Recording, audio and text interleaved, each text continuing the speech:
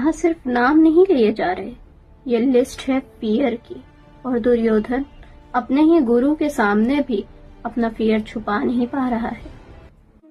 श्रीमद् भगवद गीता अध्याय 1 श्लोक 6 युधामन्युश्च विक्रांत उत्तमौजाश्च वीर्यवान सौभद्रो द्रौपदेयाश्च सर्व एव महारथाः। अब ये सीन सोचो, दुर्योधन अपने सामने पांडव सेना को देख रहा है, उसके सामने एक एक वॉरियर आ रहा है। Yudhamanyu fearless, Uttamauja powerful, Abhimanyu young but unstoppable, और द्रौपदी के पुत्र रेडी फॉर रिवेंज। और फिर दुर्योधन बोलता है ये सब महारथी हैं, मतलब एक एक पूरी सेना के बराबर है।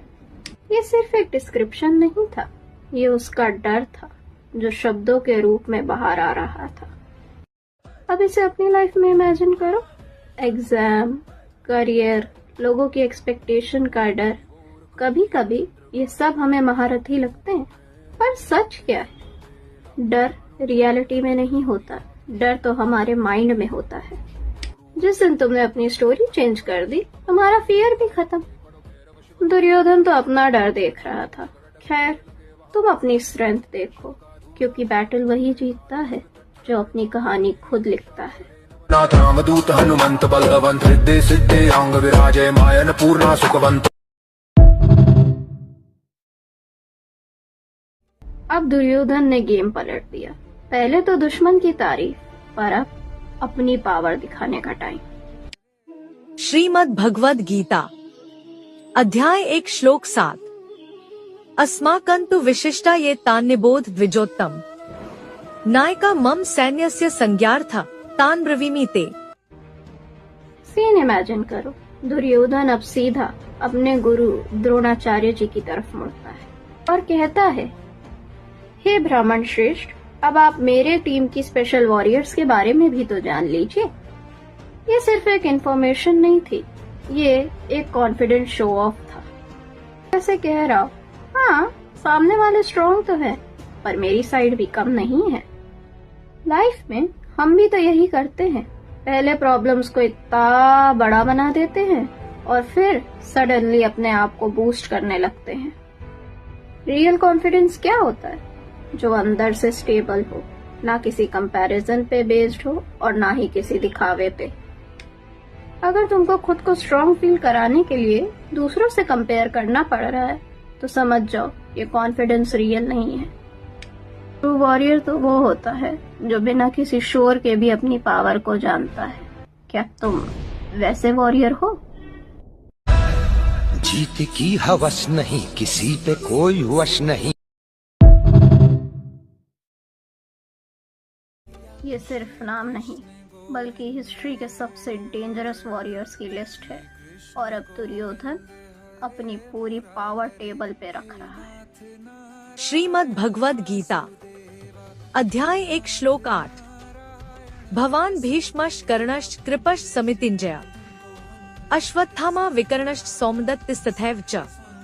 सीन अब और भी इंटेंस हो जाता है। दुर्योधन अब अपनी टीम के सबसे पावरफुल और स्ट्रॉन्ग पिलर्स को काउंट करना शुरू करता है और कहता है, आप खुद गुरु द्रोणाचार्य, भीष्म पितामह जिनको कोई हरा नहीं सकता, कर्ण अर्जुन का सबसे बड़ा राइवल, कृपाचार्य हमेशा जीतने वाले, अश्वत्थामा द अनस्टॉपेबल वॉरियर, विकर्ण दुर्योधन का ही भाई। ये सब सुन के एक बात तो क्लियर है कि दुर्योधन अपनी आर्मी को इनविंसिबल दिखाना चाहता था। परंतु सच पता है क्या है? कि जितना बड़ा नाम उतनी ही बड़ी ईगो और अटैचमेंट भी थी। लाइफ में हम भी यही करते हैं, अपनी पावरफुल कनेक्शंस, स्किल्स और अचीवमेंट्स काउंट करते रहते हैं। मेरे पास ये भी है, मैं स्ट्रांग हूँ। लेकिन गीता हमें क्या सिखाती है?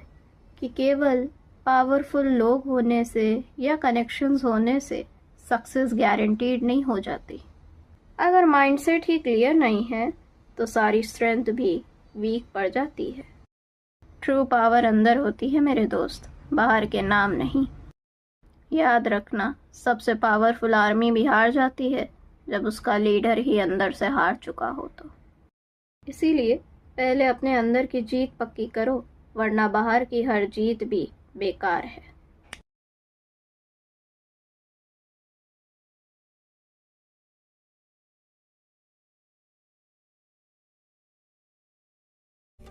बात केवल वॉरियर्स की नहीं है, आज बात हो रही है जान देने वालों की।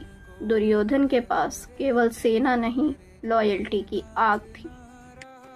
श्रीमद् भगवद गीता अध्याय 1 श्लोक 9। अन्ये च बहवः शूरा मदर्थे त्यक्त जीविताः नाना शस्त्र प्रहरणाः सर्वे युद्ध विशारदाः। अब इमेजिन करो बैटलफील्ड का वो सीन। दुर्योधन की आंखों में अचानक से एक कॉन्फिडेंस आ जाता है। वो कहता है, सिर्फ यही बड़े नाम ही नहीं, अपितु मेरे पास तो अनेकों वीर हैं, ऐसे वॉरियर्स जो उसके लिए अपनी जान देने को भी तैयार हैं। हर हाथ में एक अलग शस्त्र, हर एक ट्रेंड और हर एक की नज़र में जीतने का एक जुनून। दुर्योधन सोच रहा था, इतनी लॉयल आर्मी के साथ मुझे कौन ही हरा सकता है। यहीं पे तो गीता का इम्पोर्टेंट लेसन आता है कि केवल लोगों का साथ होना ही इनफ नहीं होता। चाहे कितने ही लोग तुम्हारे साथ क्यों ना खड़े हों, लेकिन अगर तुम गलत कॉज के लिए लड़ रहे हो तो कोई भी तुम्हें नहीं बचा सकता। लॉयल्टी पावरफुल तो होती है, पर ट्रुथ के बिना लॉयल्टी भी डेंजरस बन जाती है। इसकी भी यही इक्वेशन है, wrong mindset plus strong support is equal to bigger downfall. याद रखना, लोग तुम्हारे लिए जान देने को तो तैयार हो सकते हैं, पर अगर तुम्हारा रास्ता ही गलत है तो इतनी बड़ी सेना भी तुम्हें जिता नहीं सकती। कि सच के बिना स्ट्रेंथ केवल विनाश का शॉर्टकट है।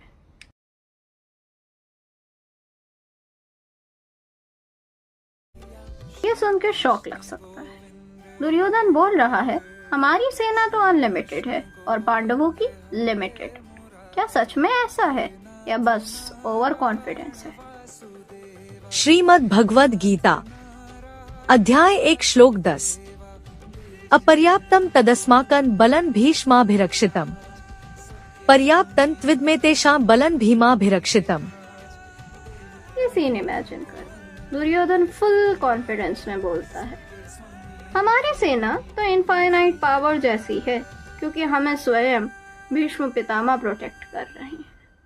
फिर थोड़ा सरकाज़म के साथ, और पांडवों की सेना, हाँ वो तो लिमिटेड ही है, उसे भीम जो प्रोटेक्ट कर रहा है।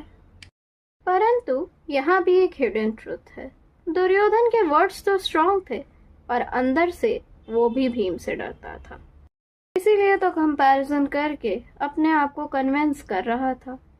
लाइफ में हम भी यही करते हैं, कभी कभी ओवर कॉन्फिडेंस दिखा के हम भी अंदर के डर को छुपा रहे होते हैं। मैं तो स्ट्रांग हूँ, मुझे तो कोई नहीं हरा सकता। पर गीता का यहीं पे एक लेसन है, over confidence is equal to hidden fear. जो सच में स्ट्रांग होता है उसे कंपैरिजन करने की ज़रूरत नहीं पड़ती, उसे ये बात भी प्रूफ करने की ज़रूरत नहीं पड़ती। दुर्योधन अपनी सेना को इनफाइनाइट बोल तो रहा था, पर उसकी सोच ही लिमिटेड थी। याद रखना, जीत नंबर से नहीं, सच और धर्म से होती है।